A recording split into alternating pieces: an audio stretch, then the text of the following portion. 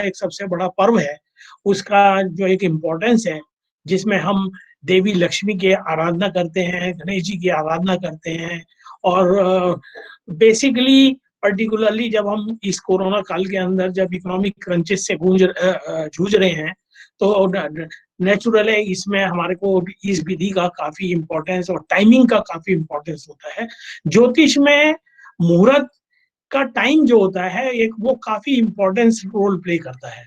जब हम किसी को जैसे डॉक्टर को किस समय पे याद किया जाए बीमारी के, तो जब जैसे एंजाइना पेन होता है तो उस समय हम याद करते हैं, तो उस वक्त उसको डिटेक्शन और सिम्टम्स अच्छे मतलब आइडेंटिफाई करके सही इलाज कर सकते हैं।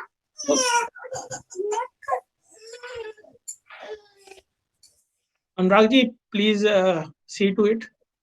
तो इसी इसी संदर्भ में जब हम ईश्वर की आराधना करते हैं, तो ईश्वर की आराधना के लिए भी यही कहा जाता है कि एक शुभ मुहूर्त जो होता है उसकी काफी इंपॉर्टेंस होती है।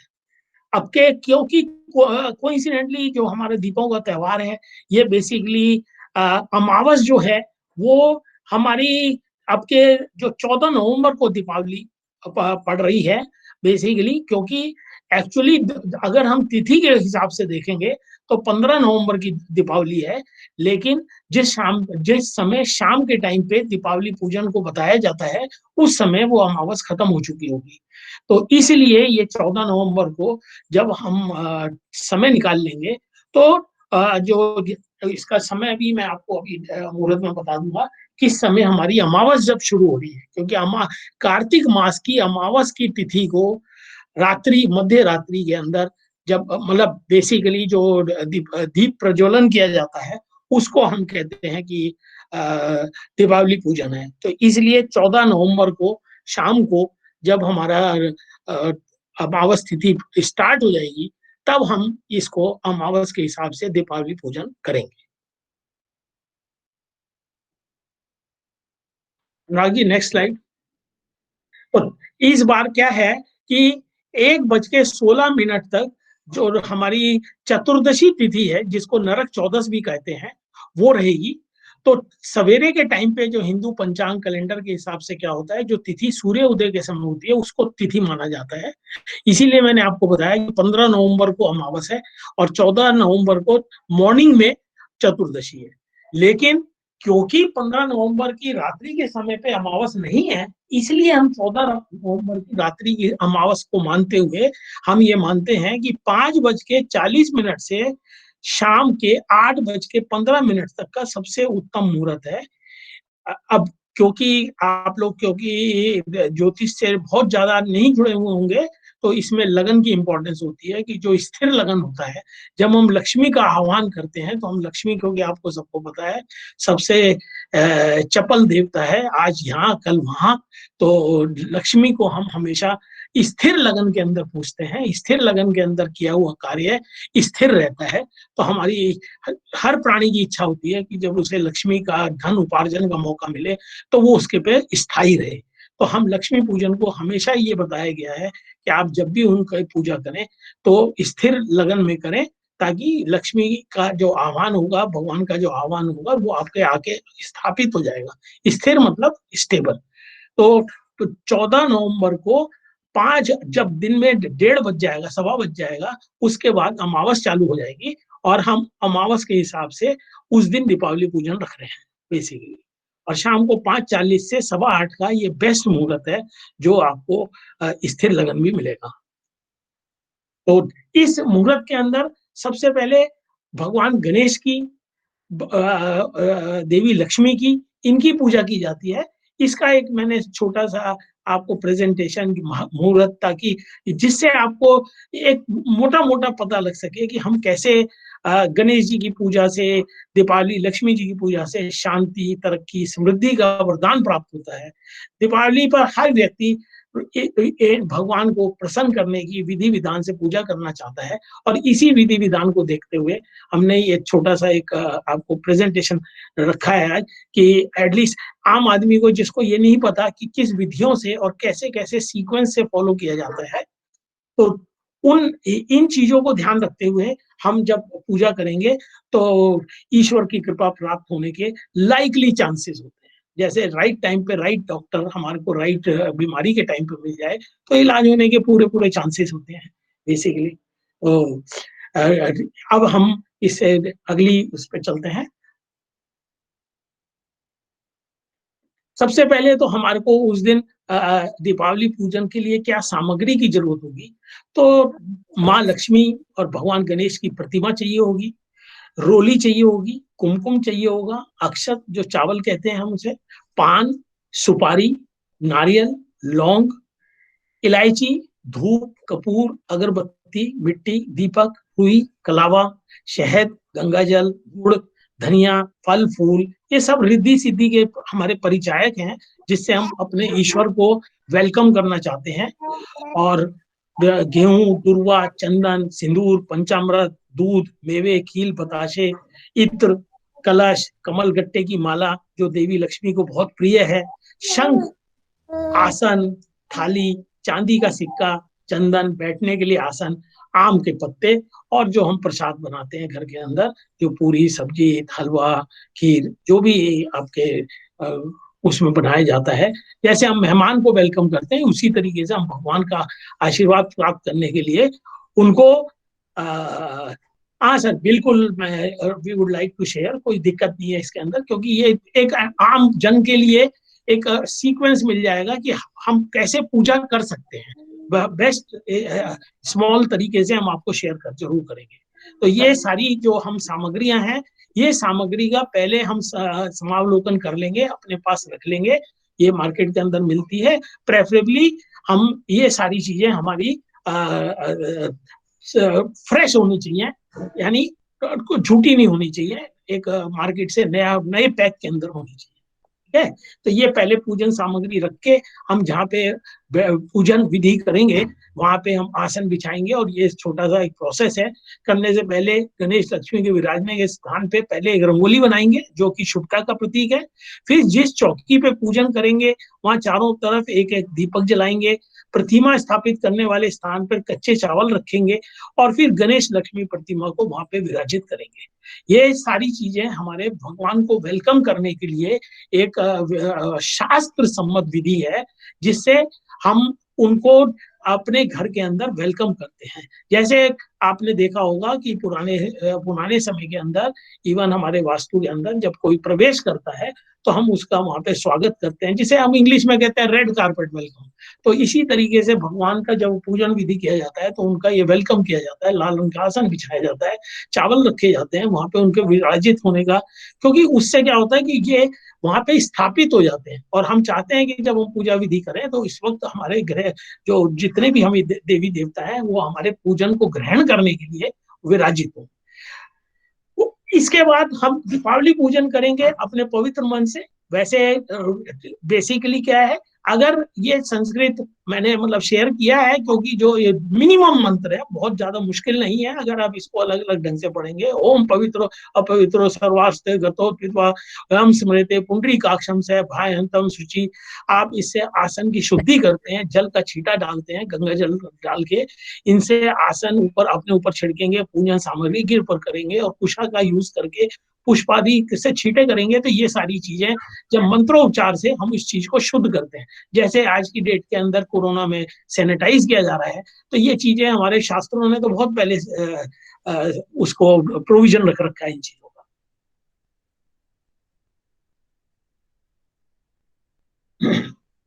फिर आचमन करते हैं जिससे हम जो, क्योंकि जब अब ये सारी चीजें पवित्र हो गई हैं तो ओम केशवाय नमः, ओम भानुवाय नमः, ओम नारायणाय नमः, हमने ईश्वर को याद करके इससे अपने हाथ धोए हैं। फिर इसी जल से हम शुद्धि करके इससे आचमन करेंगे और फिर शुद्धि करेंगे। तो इससे क्या होगा, हम अपने आप को अपने शरीर रूप से, शरीर से भी पवित्र हो गए हैं वैसे तो हम स्नान करके ही बैठे होते हैं, नए कपड़े पहन के बैठे होते हैं, लेकिन क्या होता है कि जब हम, शास्त्र ये कहता है कि जब आप आत्मा से, शरीर से, वस्त्रों से, तो हमने अपने ऊपर वस्त्रों पे छिड़क लिया, हमने आत्मा की शुद्धि के लिए अपने में ग्रहण कर लिया इसको आचमन लेके, और फिर जिस हाथ से हमने उसको जल को ग्रहण किया है उसको हम वापस हस्त शुद्धि करके अब हम पूजन विधि के लिए अगला स्टेप्स के लिए हम तैयार हैं बेसिकली। फिर हम उस आसन की शुद्धि करेंगे जिस आसन पे हम विराजमान है, क्योंकि ये तो ऑल टाइम सैनिटाइजेशन है स्टार्ट का। जब हम ईश्वर को याद कर रहे हैं तो हर तरह से शुद्धि है, तो हमने आसन को भी शुद्ध कर दिया, अपने आप को भी शुद्ध कर दिया, आचमन करके अपने अंदर से भी शुद्ध कर दिया, और फिर अब हम एलिजिबल हैं भगवान को हाथ लगाने के। तो हम अब चंदन का टीका लगाएंगे अनामिका उंगली से, श्रीखंड चंदन लग बोलते हुए, चंदना से महत्व पवित्रो पाप नाशम आपदा हरते नित्यम लक्ष्मी तिष्ठ सर्वदा, ताकि हम आपका आचमन कर रहे हैं, हम आपका आह्वान कर रहे हैं, और अब हम क्योंकि शुद्ध हैं तो हम अब मूर्ति को एलिजिबल है हाथ लगाने के लिए। तब हम बेसिकली पहली बार उस मूर्ति को फॉर द सेक ऑफ पूजा, जब हम पूजा में बैठे हैं तब हम इसको फॉलो अप करेंगे बेसिकली। फिर हम एक संकल्प होता है जो कि शायद 90% लोग भूल जाते हैं। बेसिकली क्या होता है कि जब हम कोई पूजा पाठ करते हैं तो जैसे कोई डोरबेल बजती है, हम उठ गए बीच में, कोई काम भूल गए, कुछ कर गए, तो एक संकल्प मंत्र होता है जिससे हम क्या कहते हैं, ये सारी चीजें रख के अपने हाथ में रख के ये अर्पित करते हैं और संकल्प लेते हैं कि ईश्वर हमसे कुछ, हमने पूरे विधि विधान से आपका आह्वान किया है और हमारी पूरी इच्छा है कि हम ये पूरी पूजा पूरी करें, क्योंकि ईश्वर ही है जो हमसे पूरी पूजा करवाएगा। और उसके साथ हम साथ में क्षमा याचना भी करेंगे कि हमसे कोई अगर विधि विधान में त्रुटि हो जाए तो हमें माफ करिएगा। संकल्प हम इसलिए लेते हैं कि हमने पूरे परिवार के साथ बैठने के लिए फल सुपारी और जो भी हमारे पे अर्पित है वो ईश्वर का ही है, हम उनको ईश्वर को अर्पित करते हुए ये सारी चीजें, तब हम संकल्प मंत्र बोलेंगे। और संकल्प मंत्र क्योंकि वो पूरा संस्कृत के अंदर था तो मैंने इसको अवॉइड किया आपके साथ, उसमें बाकी किसी को चाहिए होगा तो हम संकल्प मंत्र इसको शेयर कर देंगे। आप खाली शुद्ध हिंदी के अंदर खाली ये बोल सकते हैं, हे ईश्वर हमसे, हमारे को इतनी सक्षमता दे कि हम आपको याद कर सकें और बरकरार करें, हम भूलें नहीं, खाली संकल्प इसी चीज का है।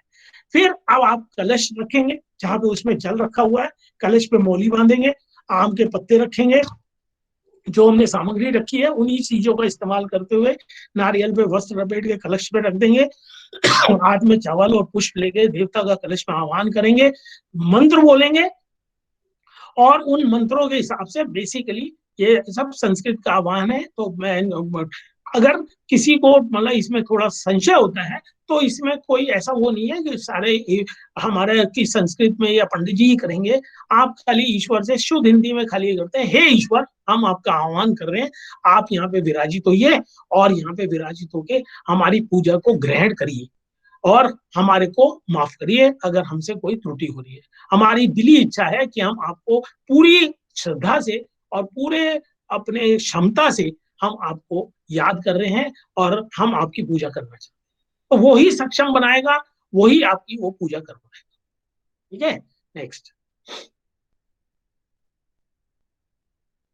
फिर क्योंकि हमने कलश स्थापना कर दी, वो अपने जिसके अंदर जल है, फूल है, अक्षत है, वो अपने में एक है ना, एक तरीके से गवाह का काम करता है। जब हम कलश स्थापित कर देते हैं वो हमारी पूजा का गवाह बन जाता है कलश। अब हम गणेश जी के आह्वान करते हैं कि गणेश जी को एक सबसे ऊपर की पदवी प्राप्त है कि जब भी आप कोई शुभ कार्य करें, पूजा करें, भगवान को याद करें, तो गणेश जी को हमारे को सबसे पहले पूजा करना है। तो गणेश जी की पूजा करने के लिए आप गणेश जी की मूर्ति के आगे हाथ जोड़ें, श्रद्धा पूर्वक उन पर पुष्प छोड़ें। और अगर इन केस अगर मूर्ति नहीं भी मिली हो तो गणेश जी का तो इतना बड़ा इंपॉर्टेंस है कि आप सुपारी जो मैंने आपको सामग्री में लिखाई है उस पर मोली लपेट के चावल में स्थापित कर दें और उसी को गणेश जी का, क्योंकि गणेश जी को सबसे बड़ी पदवी प्राप्त है तो उनके बिना सारी पूजा हमारी अधूरी रहती है। तो अगर हमारे पे गणेश जी की मूर्ति नहीं है तो हम ये कहेंगे कि हम वो जो सुपारी है उसी पे मौली लपेट के चावल के ऊपर हम रख देते हैं और उसी को उन्हीं को गणेश जी मान लेते हैं, उन्हीं को भोग लगाते हैं, उन्हीं का आह्वान करते हैं, उन्हीं की पूजा करते हैं। और फिर गणेश जी के मंत्र पढ़ते हैं, गजानन देवी तम कपित जम्बू फल चारु भक्षण उमा सुतम शोक विनाशकारम नमामि विद्वेश पाद पंकजम। तो ये हम ओम, और अगर किसी से पूरा मंत्र नहीं आता संस्कृत और वो है ओम गण गणपते नमः, ओम गणेशाय नमः, जो सबसे इजी है। क्योंकि देखिए हमारे ईश्वर, हमारे जो शास्त्र हैं वो ये कहते हैं आपके दिल में श्रद्धा होनी चाहिए।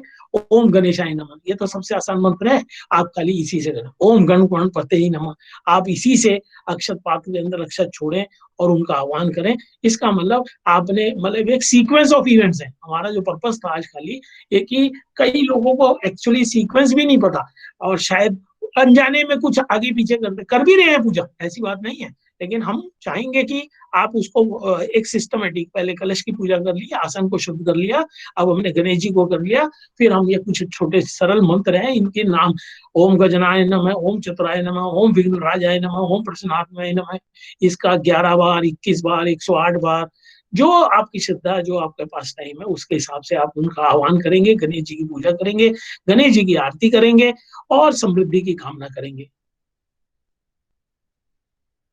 अब इसके बाद हमारे लिए बेसिकली लक्ष्मी पूजन आता है। जब गणेश जी की पूजा हो गई है तो गणेश जी हमारे को है ना बुद्धि के परिचायक है, क्योंकि ऐसी लक्ष्मी का कोई फायदा नहीं है जब हमारे को बुद्धि से हम उसका इस्तेमाल ना कर पाए। तो इसीलिए हर जगह हमारे को गणेश और लक्ष्मी को साथ रखा जाता है, क्योंकि बुद्धि जैसे ही लक्ष्मी आती है ना तो बुद्धि भ्रष्ट होती है। तो इसीलिए पहले गणेश जी आ जाएंगे तो वो आपको बुद्धि से, आपको, आप लक्ष्मी का अर्जन भी कर सकते हैं और लक्ष्मी को संभाल भी सकते हैं। तो अब माता लक्ष्मी को हमने, क्योंकि गणेश जी को पूजन कर लिया, उनको याद कर लिया, अब हम लक्ष्मी पूजा करेंगे और उनको बाकायदा मंत्रों से ओम लक्ष्मी नमः आप ऐसे भी कर सकते हैं, और बाकी ये है पद्मासने विपुल कटी तटी। अब ये इसका मतलब, इस मंत्र का मतलब ही ये है कि वो बेसिकली वो बहुत चपल है, बहुत चंचल है, वो इधर उधर देखती रहती है, चलती रहती है, लेकिन वो समृद्धि का कारक भी है, वो वस्त्र भी देती हैं, वो हमारे को समृद्धि भी देती हैं, वो भोजन भी देती हैं और वो हमें रिद्धि सिद्धि भी देती है। वो ही समृद्धि का कारक है। फिर कुछ मंत्र हैं जो हमने आपके शेयर किया, ये मंत्र आपको हम शेयर कर देंगे। ओम मन इनमें ना, ये लक्ष्मी जी के ना अलग अलग मंत्र हैं, जिससे जिसको हम आह्वान करते हैं उनका, ओम गरीडवे नमः, ओम आद्य लक्ष्मी नमः, ओम काम लक्ष्मी नमः। ये 8 प्रकार की लक्ष्मी है हमारे पे। विद्या लक्ष्मी नमः, सत्य लक्ष्मी नमः, भोग लक्ष्मी नमः, योग लक्ष्मी नमः, सौभाग्य लक्ष्मी नमः। और ये सब हम जब लक्ष्मी जी का आह्वान कर लेंगे, गणेश जी का कर लिया, लक्ष्मी जी का कर लिया, अब हम भगवान विष्णु शिव जी की पूजा करेंगे। और इसके बाद फिर हम अपने गले की, अगर व्यापारी है या जो भी, हम जिस भी ईश्वर को देखते करते हैं, हम उनकी पूजा पाठ करके अपनी विधि विधान, ये एक हमने शॉर्ट एंड स्नैप स्टडी आपके लिए रखा कि भैया एटलीस्ट आप इससे थोड़ा सा एक सिस्टम को फॉलो कर सकेंगे।